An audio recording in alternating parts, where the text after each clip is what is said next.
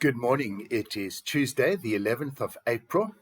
Easter weekend has come and gone. And for those in the church, what an incredibly busy time this is, from Palm Sunday services, perhaps other additional services during Holy Week. But of course, there's always Maundy Thursday, Good Friday, many churches, as we did here at the cathedral, Holy Saturday, the Easter Vigil, and then, of course, services on Sunday. And then one is free. But here we are, back in the office, back to work. But what a wonderful time and what an incredible experience as we remember and worship and reenact in many respects the love that God has for us and his willingness to suffer, to die on the cross, and then to rise again for our benefit. But I want to turn to the Old Testament, and we've moved off of Jeremiah at the moment, and morning prayer asked that we looked at the book of the prophet Isaiah, chapter 30, verses 18 to 21.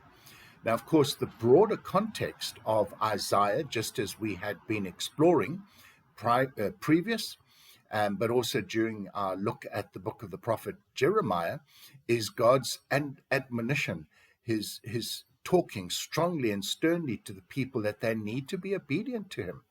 And that warning, if they refuse to be obedient, they will face the consequences. There will be this punishment. Now, that message is obviously a little negative if we want to look at it through those sets of spectacles. But we have to realize that as humans, we do so often disobey God, more often than not, actually.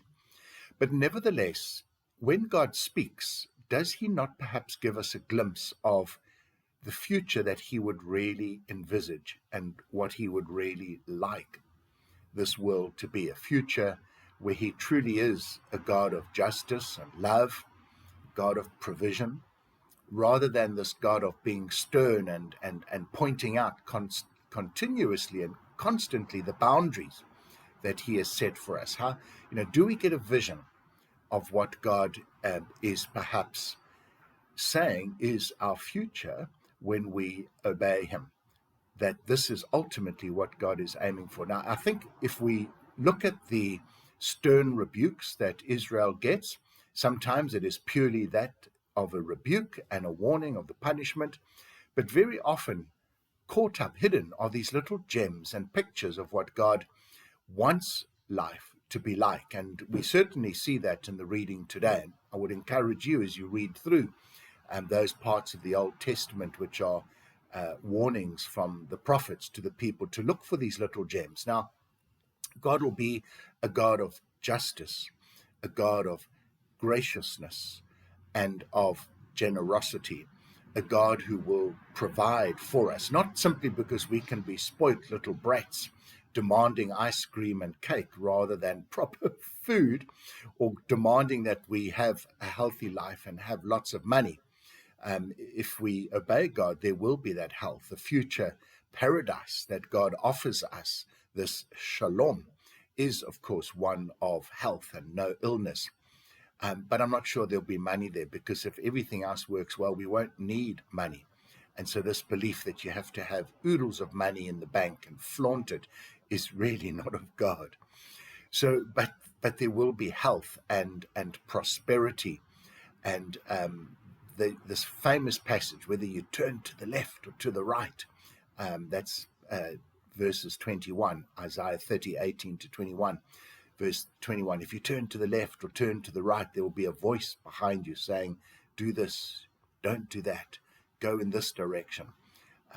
This is the kind of life that God wants us to live, and is quite possible of achieving if we, that's a very big if we are obedient to Christ on this earth. But it certainly is the way that we will live when God comes back to redeem those who are truly his own and who called upon his name. So, folks, the warnings of God are really to protect us and to guide us and help us, to teach us, to answer the questions that we have. It's not because God wants to punish us or seems to like doing that. I don't think he does at all. but look for the positive gems of what God is offering, and let us be obedient and strive for that kind of life. Folks, have a good day. We'll chat again tomorrow. God bless.